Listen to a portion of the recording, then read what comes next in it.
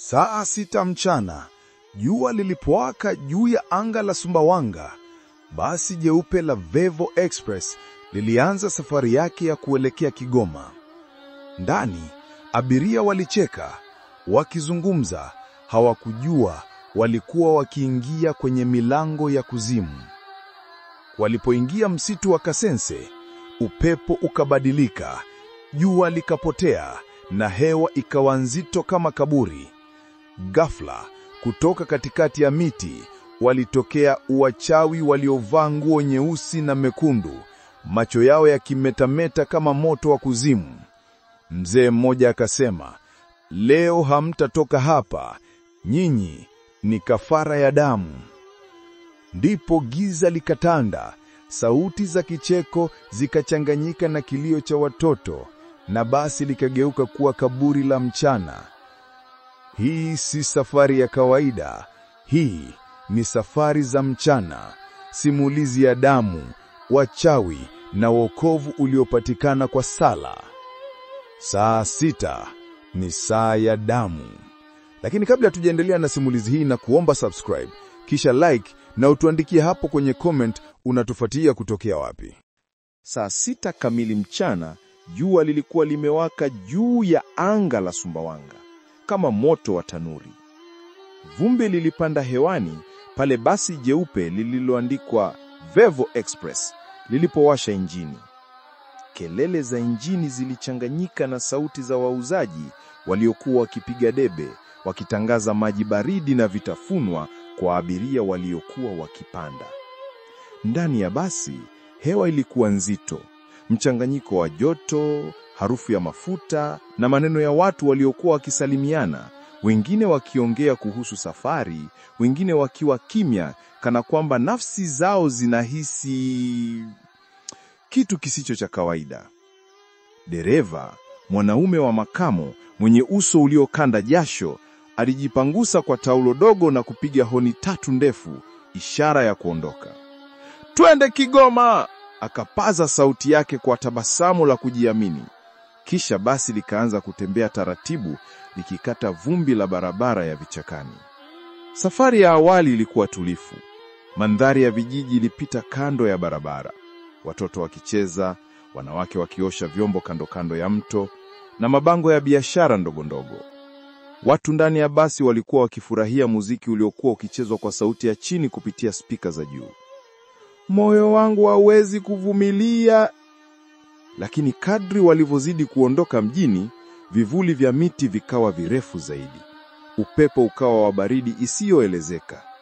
Mzee mmoja aliyeketi siti ya mbele, mwenye fimbo na kofia ya manyoya, aliinama na kusema kwa sauti ya chini, "Dereva, ukifika msitu wa Kasense, usipite saa 6 mchana, ni saa ya mizimu." Dereva akacheka kwa dharau. "Basi la kisasa kama hili linaogopa mizimu? Wacha hizo za kijijini mzee." Kicheko cha abiria wachache kikachanganyika na sauti ya injini, lakini yule mzee hakutabasamu. Alifumba macho, akavuta pumzi ndefu, kana kwamba anatabiri mauti. Muda uliposogea, jua lilianza kupungua mng'aro wake wa kawaida, likiwa limefunikwa na mawingu mepesi yasiyo ya kawaida. Msitu ulianza kuonekana mbele, mrefu, mnene na wenye kivuli kizito, kiasi kwamba mwanga wa jua ulififia ghafla. Mara walipoingia, hewa ikawa nzito, joto la mchana likapotea na kuwa baridi kama usiku. Ndani ya basi, watu wakaanza kunyamaza. Hakuna aliyejua ni kwa nini, lakini kila mtu alihisi kama kuna macho yanawatizama kutoka ndani ya miti mirefu. Ghafla, mlio wa kicheko cha mwanamke ukasikika nje. Kicheko chepesi cha mbali, kisha kikakaribia haraka hadi dirishani. Mmoja wa abiria, binti mdogo aliyekuwa akiketi karibu na dirisha, alipiga kelele, "Dereva, kuna mtu anakimbia nje!" Dereva akaangalia kupitia kioo cha mbele. Hakuna mtu, lakini kivuli kama mwanamke kilipita kwa kasi upande wa kulia.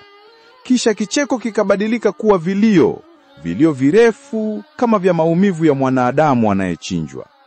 Basi lote likatetemeka. Dereva akakanyaga breki kwa nguvu. Abiria wakapiga mayowe, mizigo ikaanguka. Mtoto mmoja akalia kwa hofu. Dereva akasema, tulieni wote. Lakini kabla hajamaliza, taa za ndani zikaflick mara 3, zikazima kisha zikawaka tena. Wakati basi limekwama katikati ya msitu, upepo mkali ukapiga, ukitikisa miti kana kwamba kuna kitu kinatembea kwa hasira. Kisha mbele kabisa ya barabara, walitokea watu, takriban 20, wamevaa mavazi meusi na mekundu, wengine wamepaka vuti jeupe usoni. Walizunguka barabara, wakishika fimbo na nyoka mikononi. Abiria walishindwa kuamini macho yao. Wengine walishika Biblia, wengine Qur'ani, wengine wakilia. Dereva alijaribu kuwasha injini lakini haikuwaka, kana kwamba nguvu fulani inazuia. Ndipo akasogea mmoja wa wachawi, mzee mwenye ngozi iliyokunjamana kama ganda la miti. Macho yake hayakuwa na mboni, ni weupe tupu. Sauti yake ilitoka kwa uzito wa kuzimu. Ninyi mliovuka bila ruhusa, leo mtakuwa kafara ya damu. Huu ni msitu wa agano na saa hii ni saa ya damu. Wale wachawi wengine wakaanza kucheza mdau, wakipiga magoti na kugonga ardhi kwa mikono. Sauti za kicheko, vilio na nyimbo zisizoeleweka zikajaza anga. Harufu ya damu ikaanza kuingia ndani ya basi, viti vikaanza kutetemeka na dirisha moja likapasuka lenyewe. Mlioanza kuketi karibu akapigwa na kioo, damu ikatoka puani. Dereva alipojaribu tena kuwasha injini, redio ikajifungua yenyewe, ikaanza kupiga wimbo wa ajabu. Sauti za watoto wakilia zikichanganyika na maneno ya Kiswahili yasiyoeleweka. Watu wakapiga mayowe. Mzee wa mbele aliyewahi kuonya akanyanyuka taratibu, akainua fimbo yake juu na kusema kwa sauti nzito, nimesema msipite saa hii, saa ya mchana huu ni saa ya kuzimu kufunguka. Mara taa zikazimika kabisa.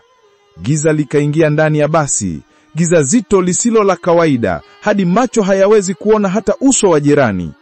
Ndani ya giza hilo, sauti ya mwanamke ikasema kwa upole, karibuni katika dunia yetu. Abiria wakapiga kelele, wengine wakazima, wengine wakisali, lakini hafla giza likaondoka, taa zikawaka tena, na wale wachawi wote walikuwa karibu kabisa na basi, macho yao yakimetamana kama moto.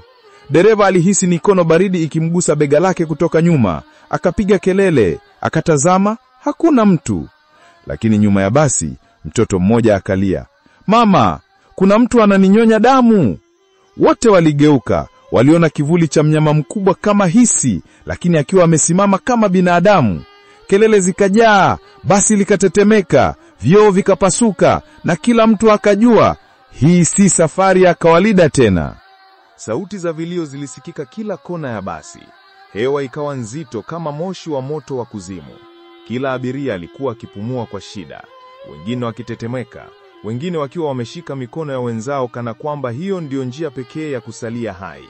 Mbele, dereva alikuwa ameshikilia usukani kwa nguvu, macho yake yakiwa mekundu, lakini hakuweza kusogeza basi hata sentimita moja.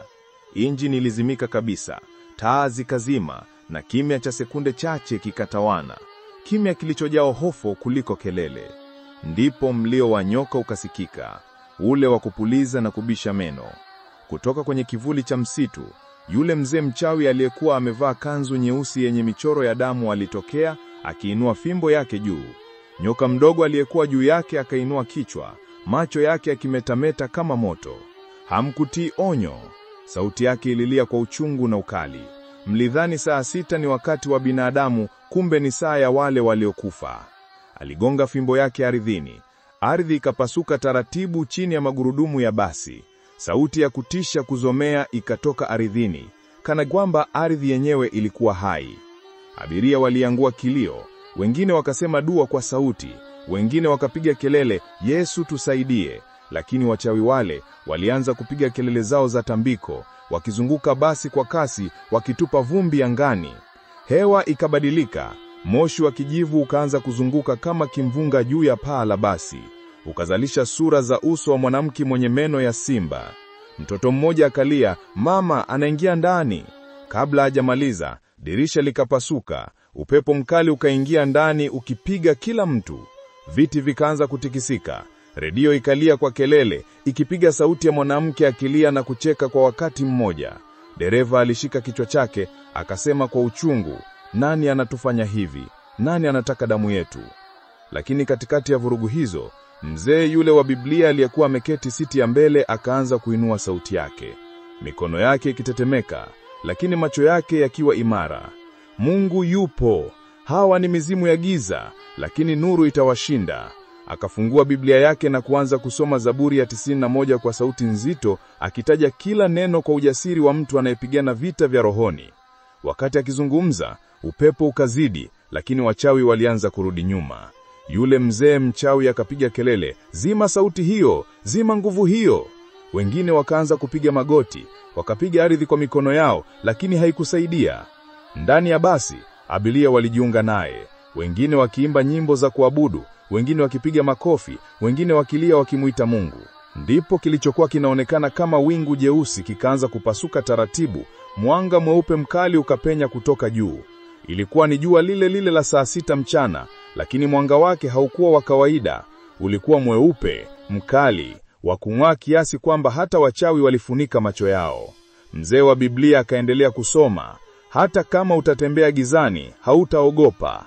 Mara basi likatetemeka, likapiga honi yenyewe mara 3 na injini ikawaka ghafla.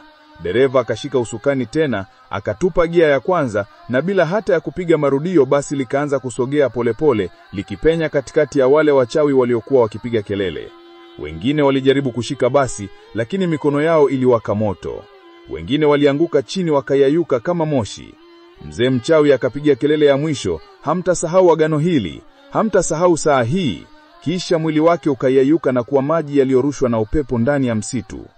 Basi likaendelea kuondoka kwa kasi, likitoka kwenye kivuli cha msitu wa Kasense. Ndani ya dakika chache, waliona tena barabara kuu iking'ara na jua. Mara walipotoka, upepo ulitulia, ndege wakaanza kuimba, na harufu ya hewa safi ikarudi. Wote walikaa kimya. Hakuna aliyeongea kwa dakika kadhaa, kila mtu akiwa bado ameduaa kwa hofu.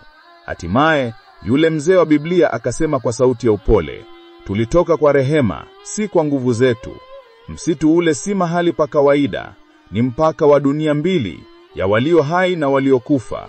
Wenye hekima hujua, usisafiri saa 6 mchana, maana huo ni wakati wa damu. Dereva akaweka basi pembeni kidogo, akashuka, akapiga magoti pembeni ya barabara. Wengine wakafuata, wote wakapiga magoti, wakaanza kuumba. Wengine walilia kimya kimya, wengine walishukuru kwa kupona. Mwanamke mmoja akasema, "Tulifikiri mchana ni muda wa salama, kumbe mchana nao una siri zake."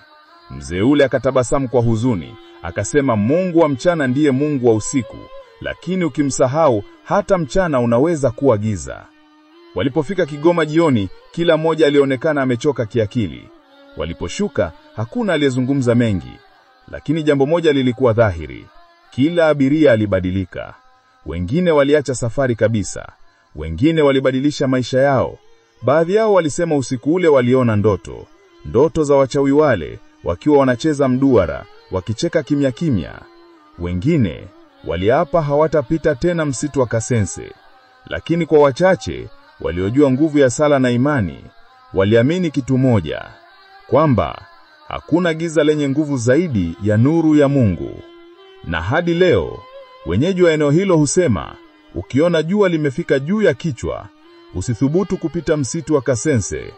Saa 6 ni saa ya walio hai na waliokufa kukutana.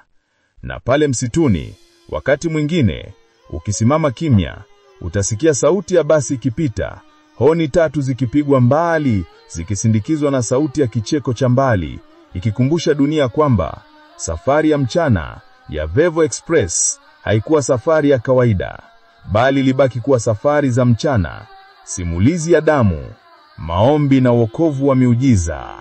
Na huu unakuwa mwisho wa simulizi hii. Umejifunza nini? Tukutane tena wakati mwingine.